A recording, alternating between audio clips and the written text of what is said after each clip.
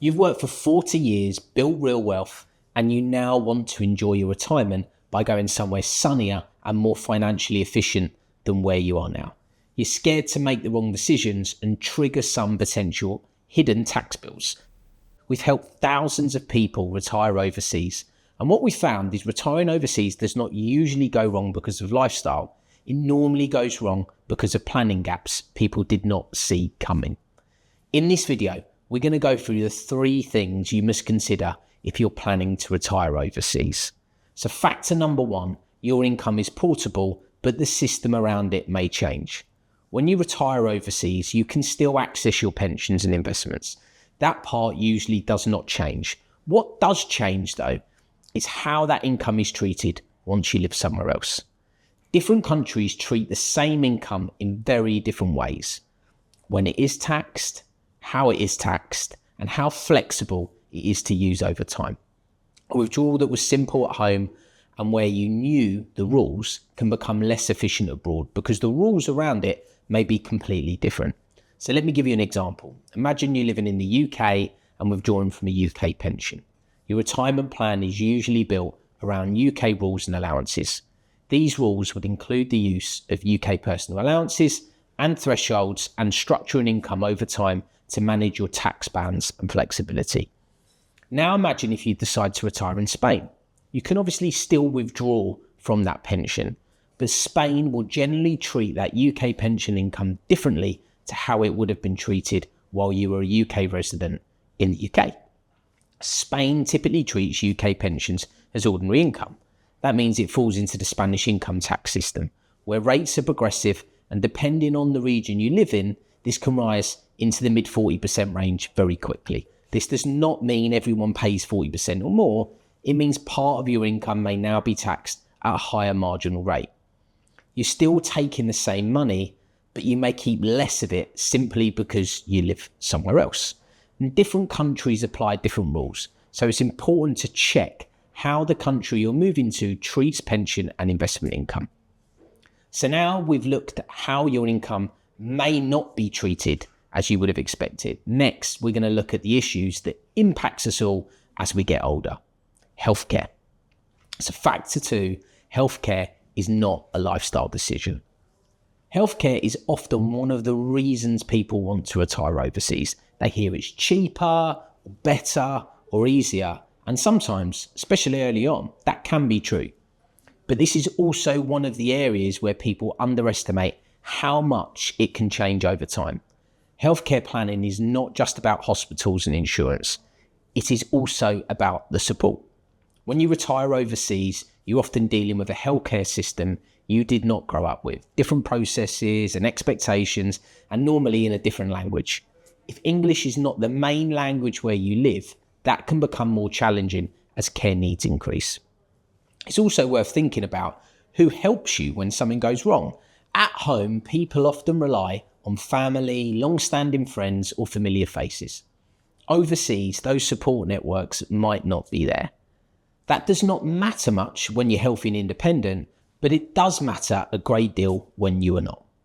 Healthcare planning needs to work, not just when you can take care of everything yourself easily, but also when you may be tired, unwell, or relying on others, which is normally the case when you're a bit older. The best retirement plans protect future you, not just today's lifestyle. This is where understanding the local healthcare system really matters, and the systems in different places vary massively. So you really need to research and understand them before making a decision, such as moving there for your retirement. For example, in the US, Medicare is generally only available to citizens or long-term green card holders. So non-citizens retiring there usually need private health insurance to access care. And that can be super expensive. In the UAE, there's no government-provided healthcare for retirees at all. So access to your care depends entirely on your own private health insurance, which can become more expensive and more restrictive as you age. These systems can work well, but only if you understand them properly and plan for them longer term. If you're enjoying this video, please like it and subscribe to the channel for more retirement content. Your likes and subscribes mean we can invest more into the channel to keep on improving the content for you. Okay, So now that we've looked at healthcare, next, let's look at flexibility. Factor 3, flexibility matters more than people expect. Flexibility is one of the most important and most overlooked parts of retiring overseas. Most people plan it as a neat, fixed decision, with one country, one home, and one plan. But life rarely works that neatly. Retirement does not arrive in a straight line. It has a way of throwing unexpected curveballs, as we all know. Health can change, family situations can change, and costs and tax rules also change. And sometimes how you feel about a place changes too. A retirement plan does not need to be perfect, but it does need to be able to adapt when things do not go to plan. Flexibility shows up in 3 main ways. Firstly, there is financial flexibility. This is the ability to adapt how and when you take income. That includes managing income across different tax systems, adjusting withdrawals if local tax treatment changes, and coping with currency movements and rising costs. A plan that only works under one tax regime or one set of assumptions is fragile. It needs to be stress tested.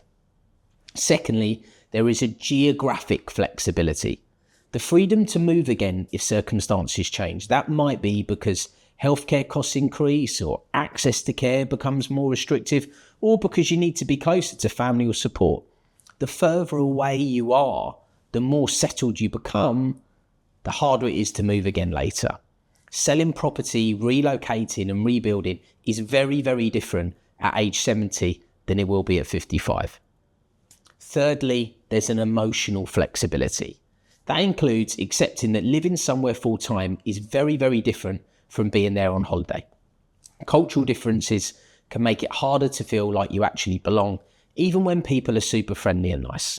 Language barriers can limit deeper conversations, which can feel isolating over time. And what we tend to find is that happy retirement is actually full of deep and meaningful relationships. And if you do not speak the local language fluently, social connection can take much longer to build. That can feel isolating at times, especially without long-standing friendships or familiar routines or your family being there. The people who struggle most are the ones who built a plan that could not adapt. Retiring overseas can be an incredible decision. It can give you a better lifestyle, lower cost in retirement, and more freedom with how you spend your time. But the people who enjoy it most are the ones who plan for change. They understand how their income will be treated. They think beyond today's healthcare system, and they provide flexibility into their plans. They have the option if life moves in a different direction. Retiring overseas rarely goes wrong overnight. It usually goes wrong slowly when assumptions are not checked and flexibility is lost. If you're thinking about retiring overseas, take the time to plan properly.